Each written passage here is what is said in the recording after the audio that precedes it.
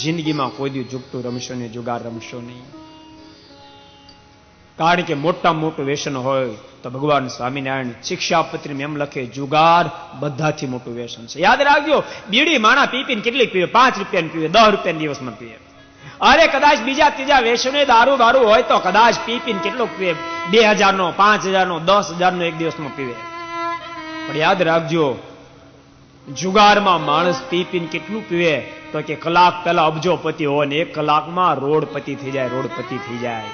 મોટા મોટું કોઈ વ્યસન હોય તો જુગાર છે. ભગવાનના ભક્તો ક્યારે જુગાર આદિ રમશે? મહારાજની આજ્ઞા નથી. જુગાર નામના વ્યસન તમે કલ્પના કરો, સત્યની મૂર્તિ અયોધ્યા, અરે સત્યની મૂર્તિ યુધિષ્ઠિર જેવાને પણ ભાન ભૂલાવી દીધી. એ તો ભગવાન દ્વારકાધીશે રક્ષા કરીને તો કલ્પના કરો, પોતાની સગી પત્નીને જુગારની બાછી મૂક્યા. કેટલી હદ કહેવાય, કેટલી હદ કહેવાય.